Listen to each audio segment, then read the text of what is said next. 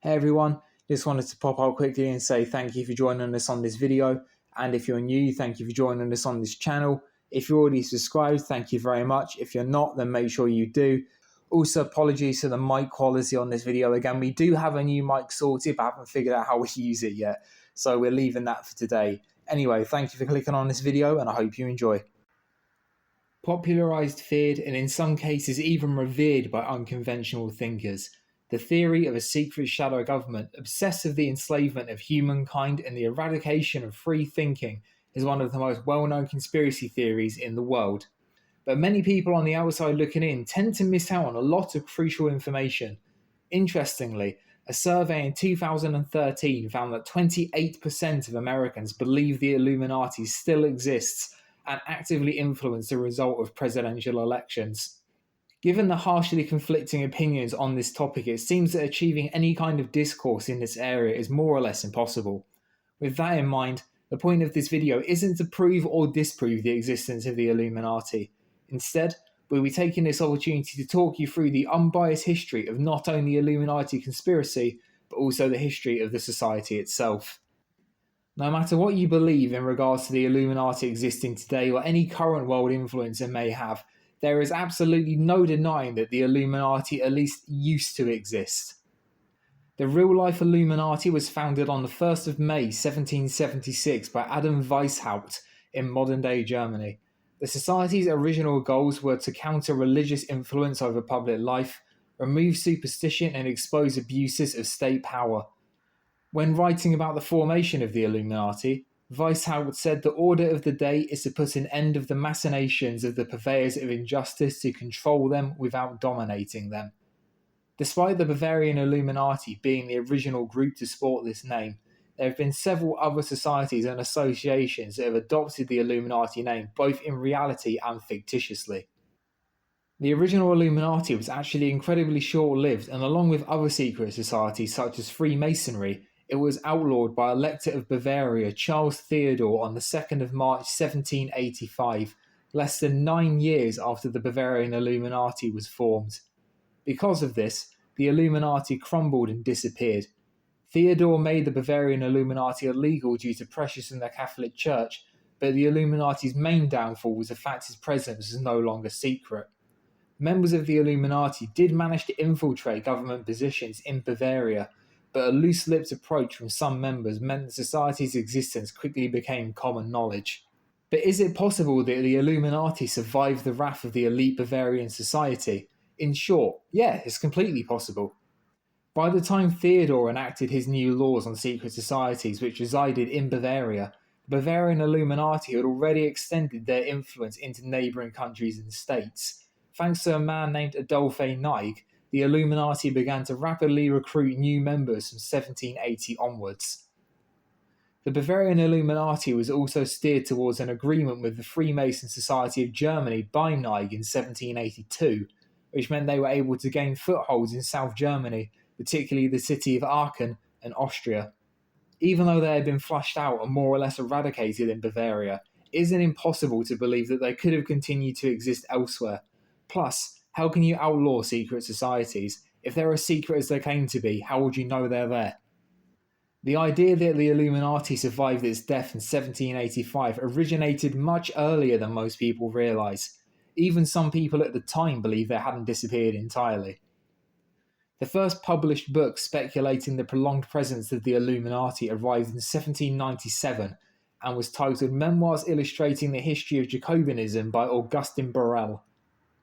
In the book, Borel detailed how the Illuminati could still exist and even went as far as to suggest they were responsible for the French Revolution of 1789. Borel suggests that the Illuminati instigated the French Revolution to overthrow the Catholic monarchy in France and oppose Catholic rule across Europe in general. This coincides with the Bavarian Illuminati's aim to lessen the power religion had over everyday lives and politics in this period. Several theorists have come forward in years since to declare their belief in a current and active Illuminati-styled secret society. However, the idea of a new world order is not a recent development either. The theory of the NWO is the idea that secret powers around the world are plotting to unite the world as a totalitarian state that prohibits opposition parties, free press, freedom of expression, and has extreme control and surveillance over everyday life. And given inventions such as CCTV surveillance, smartphones with tracking chips, webcams, speaker devices for homes which can hear you speak, and even proposed mind chips, it's easy to see where the fuel for this comes from.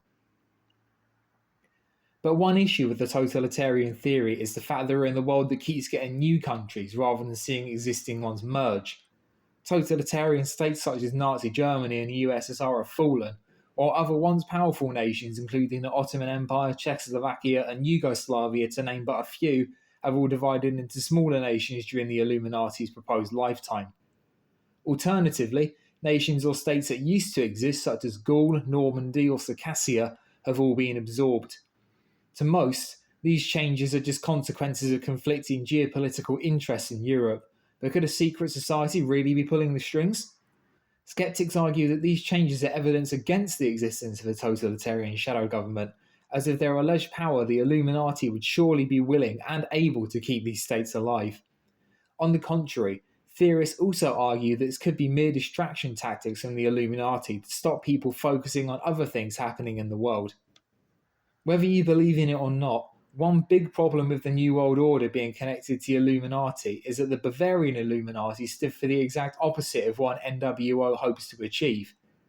The NWO supposedly wants global domination that is fueled by state power and oppression of opinions. The original Illuminati, on the other hand, was founded on liberalism during an era of enlightenment, with ambitions of combating state corruption and limiting evangelical politics rather than bolstering it. Although the Bavarian Illuminati could have survived the 1785 wipeout, it seems unlikely that they still exist in the same capacity or with the same beliefs today. However, this doesn't objectively disprove the fact that other secret societies could still exist instead of them. Adding to the NWO theory is Christian eschatology, which is the school of Christian study that researches the end of things. Christian eschatology teaches of an end time where the unholy trinity will lead the world to damnation. This theory is popularised by John Nelson Darby in the 19th century when he said people would make a deal with the devil and fool everyone into believing in a utopian world order that rested on spiritual beliefs. Then, it would be revealed that the all-inclusive world religion is actually an imperial cult for the unholy trinity of the Antichrist, Satan, and the false prophet. Modern theorists have adopted this theory to suggest that the Antichrist will be the President of the European Union or Secretary General of the United Nations. Both religious and non-religious figures have countered this argument though, saying it is baseless with no real proof and was created to demonise certain political figures. Scholar Richard T. Hughes went as far to say that belief in the end time was fundamentally anti-Christian as it turned the story of God's kingdom into a story fueled by fear and paranoia. Theorist David Bramwell has dedicated his life to finding the source of what he calls the origin of the myth, and shared his findings with the BBC in 2017. He suggested that the modern-day conception of the Illuminati stemmed from the 1960s counterculture and experimentation with LSD.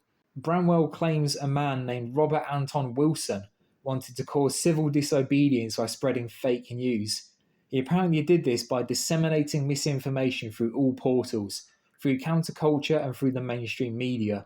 These fake letters detailed a secret society called the Illuminati, instigating world plots such as the assassination of JFK, and Bramwell says counterculture quickly adopted the narrative spread through Wilson's fake letters. But it remained a relatively underground theory until the conception of the internet in the 1990s.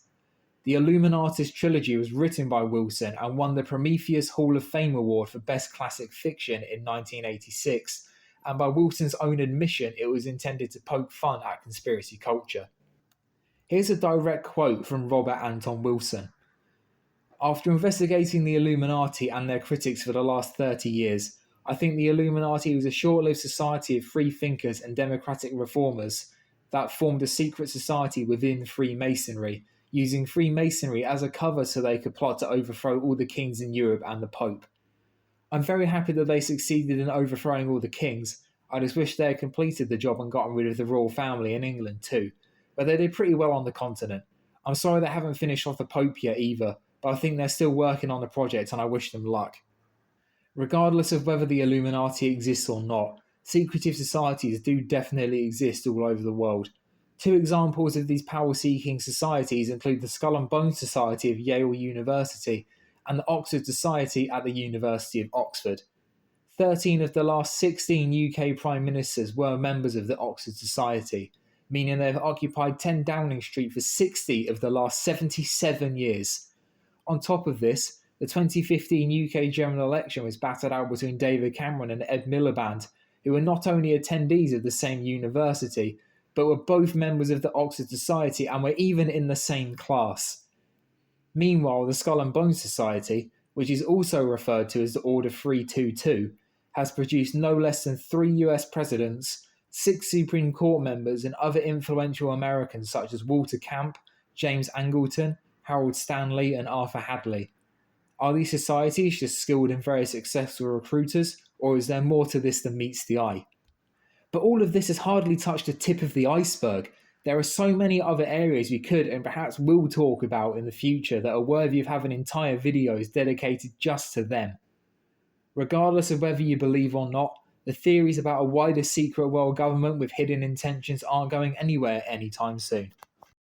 Hey everyone, it's Aaron here. Just wanted to jump on at the end of this episode and say, first of all, thank you for making it this far. I really appreciate it.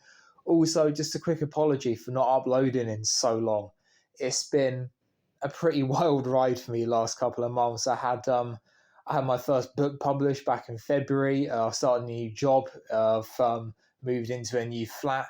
Life's been pretty crazy for me lately, but now things are settled down again. I'm hoping I will be uploading again a bit more regularly. Again, thank you very much for getting this far, and if you have, why not subscribe? See you in the next one.